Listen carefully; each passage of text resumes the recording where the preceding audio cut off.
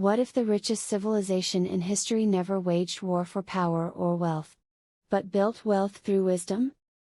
Welcome to WealthKey Wisdom. Let's rediscover the forgotten prosperity of Bharat, ancient India.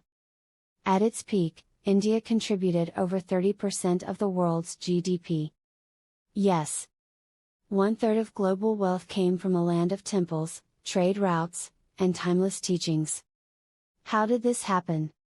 Let's begin thousands of years ago. India didn't build wealth with armies. It built with ideas. With trade. With trust. With Dharma, righteous living. Texts like the Arthashastra, Vedas, and Upanishads were not just spiritual. They held economic strategies, taxation models, ethical investing, and sustainable resource use. The Arthashastra by Chanakya outlined systems of commerce, agriculture, banking, and even labor rights, 2,000 years before modern capitalism. India's prosperity flowed from its values. Let's travel back to the Indus-Saraswati civilization. Urban planning. Granaries. Standardized weights. Trade seals. From Lodal in Gujarat to Mesopotamia and Egypt, India traded beads, textiles, herbs, spices, and more. It was a decentralized economy, built on guilds, family-run businesses, and temple-based finance systems. Villages were self-sufficient. But cities like Varanasi, Ujjain, and Madurai were global hubs. The world came to India for silk, cotton, zinc, sugar, philosophy, and medicine. Chinese monks like Faxian and Xuanzang wrote in awe about Indian cities and universities. Nalanda had over 10,000 students and a library with 9 million manuscripts. All of this, before Europe even had universities. India's wealth was not just gold and gems. It was also mental clarity. Spiritual capital. Technological innovation. And balance. India followed the Purusharthas, 4 aims of life: Dharma, righteous action; Artha, wealth creation; Kama, fulfilled desires; Moksha, liberation from suffering. These weren't separate. They were connected. Wealth without Dharma was seen as empty. Pleasure without balance was discouraged. Liberation wasn't escape, it was excellence. In India, goddess of wealth is called Lakshmi. Wealth was sacred. It was earned with grace, not greed. Temples acted as community banks. They stored grain, employed artisans, gave loans, and funded schools. Knowledge flowed freely. Sanskrit texts like the Rig Veda mention trade ships.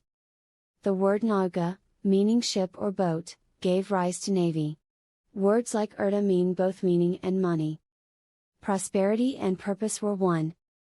So what happened? From the 11th century onward, repeated invasions looted Indian wealth. Temples were destroyed. Libraries burned. Artisans killed or enslaved. But the biggest blow came with colonization. The British didn't just take resources. They dismantled India's economic backbone. Textile hubs like Dhaka, which is named after goddess Dakswari, and Murshidabad, which was called Radha region during Gupta Empire, were deindustrialized. Local markets were taxed while British goods were subsidized. India went from contributing 24% of global GDP in 1700 to just 4% by 1950. A 500% decline. India wasn't underdeveloped. It was so developed that its development gave rise to industrial revolution in Europe. But today, time is changing. India is rebuilding. Reawakening. Its ancient spirit is stirring again. So how can Bharat reclaim that prosperity? And what can we all learn from it? Bharat does not need to copy the West. But remember its roots. Because this is the internal truth, Dharma still builds wealth. Dharma means doing what naturally comes to you. Creating value that uplifts society. Serving through your work. When work is worship, money flows naturally. Ancient India understood this deeply. The secret wasn't productivity. It was in this clarity. Clarity in purpose. Clarity in action. Clarity in values. Even today, the most successful people don't chase wealth.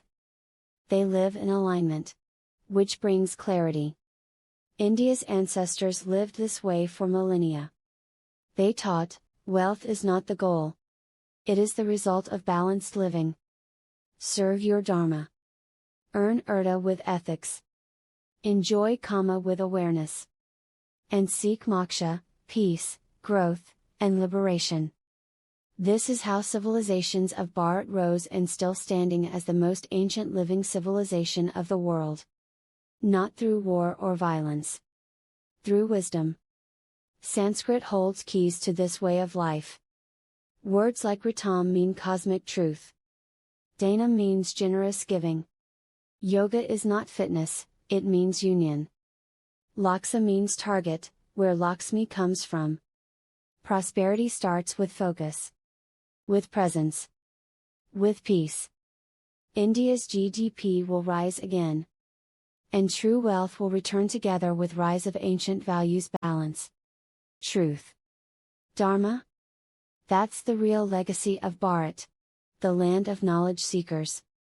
And it's waiting to be lived again.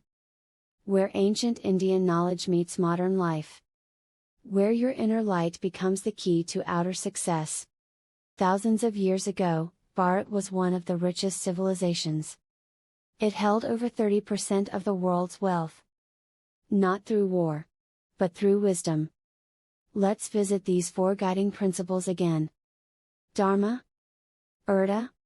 Kama. Moksha. Dharma meant doing the right thing based on your natural skills, living with responsibility. Acting with purpose. Not just chasing success, but living with meaning.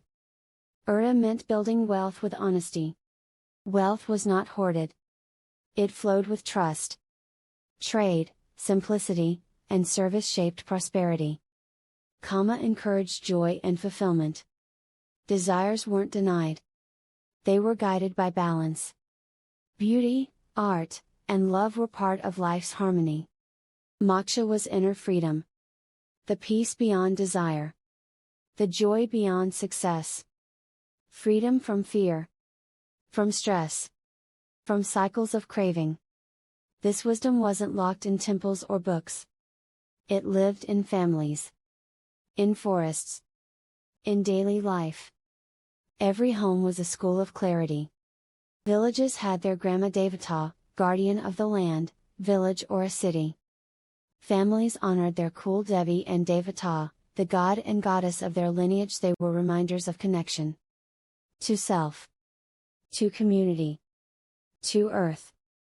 The sages taught 2 types of knowledge. Apara-vidya, outer knowledge. Science, medicine, skills, commerce. Para-vidya, inner wisdom.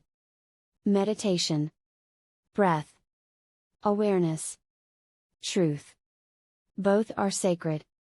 Both were needed. Today we have technology. But do we have tranquility? We have growth. But do we have grounding? We rush. But do we reflect? True wealth isn't just measured in money. It's measured in clarity. Peace. Purpose. To return to balance, begin with breath.